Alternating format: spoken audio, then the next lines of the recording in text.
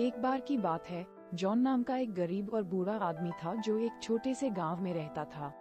John बहुत गरीब था और उसकी देखभाल करने वाला कोई परिवार नहीं था। वह भीख मांगकर अपना जीवन यापन करता था।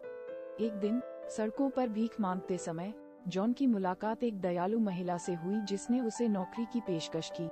महिला की एक छोटी सी दुकान थी और उसे दैनिक कामों में मदद के लिए किसी की जरूरत थी। जॉन इस प्रस्ताव को स्वीकार कर बहुत खुश हुआ और दुकान पर काम करने लगा। दिन बीतते गए और जॉन ने बहुत मेहनत की। वह सुबह जल्दी आ जाते थे और देर रात चले जाते थे।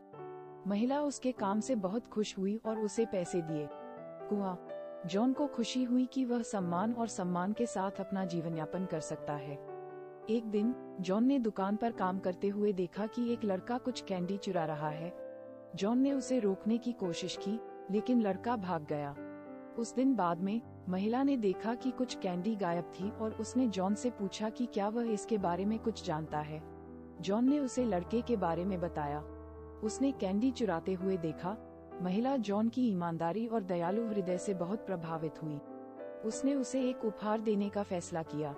उसने उसे जमीन का एक छोटा सा टुकड़ा दिया जहां वह अपने लिए एक छोटा सा घर बना सके। जॉन खुशी और कृतज्ञता से अभिभूत था। उन्होंने महिला को धन्यवाद दिया और भूमि की अच्छी देखभाल करने का वादा किया। कुछ पड़ोसियों की मदद से जॉन ने जमीन पर एक छोटा सा घर बनाया। अपना घर पाकर वह बहुत खुश था। उसने पिछवाड़े में कुछ सब्जियां लगाईं और एक शांतिपूर्ण जीवन जीने लगा। साल बीतते गए और जॉन बहुत बूढ़ा हो गया। वह अब दुकान पर काम नहीं कर सकता था, लेकिन उन्होंने एक आरामदायक जीवन जीने के लिए पर्याप्त धन जमा कर रखा था।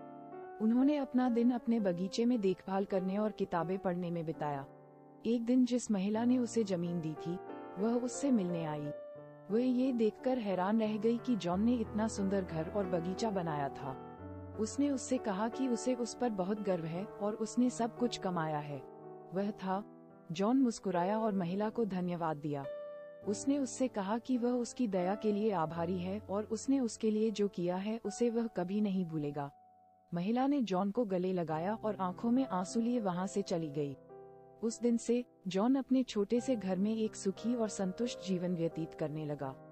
वह उस महिला की दया को कभी नहीं भूले जिसने उसकी मदद की थी और हमेशा उसकी भलाई के लिए प्रार्थना की।